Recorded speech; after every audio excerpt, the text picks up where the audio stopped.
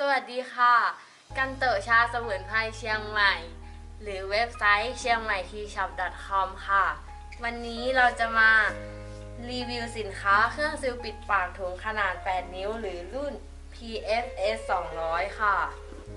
ภายในกล่องนะคะจะมีเครื่องซิล1ตัวค่ะคู่มือพร้อมสเปคนะคะ1เล่มและนี่อะไหล่ค่ะ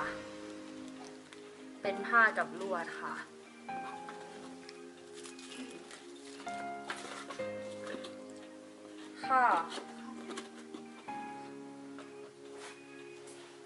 ที่เราจะมานำเสนอนะคะจะมีความร้อนปรับได้ตั้งแต่ระดับ1 ถึง 8ค่ะแล้วก็สามารถซีลปิดปากถุงที่มีหน้ากว้างได้ไม่เกิน8นิ้วหรือน้อยกว่า8นิ้วนะคะถุงชนิดแรกที่เราจะมานำเสนอนะคะมาทดลองเป็นถุงพลาสติกค่ะตัวนี้จะเป็นถุงฟอยล์เมทัลไลท์ค่ะมีความหนาระดับปานกลางนะคะส่วนตัวนี้ค่ะเป็นถุงฟอยล์กาแฟค่ะจะมีความหนามากเป็นพิเศษค่ะแล้วก็ตัวนี้นะคะเป็นถุงฟอยล์หน้าใสติดซิปล็อกตั้งได้ค่ะด้านหน้านะคะจะเป็น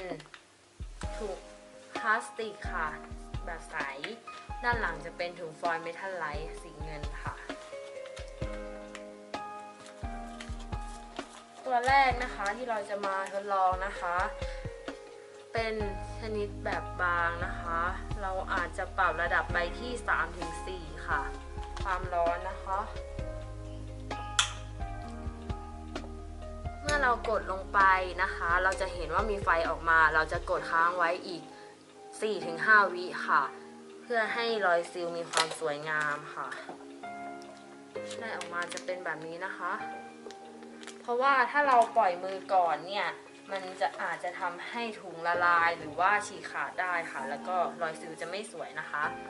ชนิดที่2เป็นถุงฟอยล์เมทัลไลท์ค่ะไฟออกนะคะกดค้างไว้ 4-5 วิค่ะ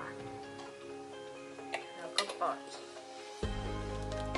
ค่อยๆดึงออกมาจะได้แบบนี้นะคะอย่ารีบดึงนะคะถ้ารีบดึง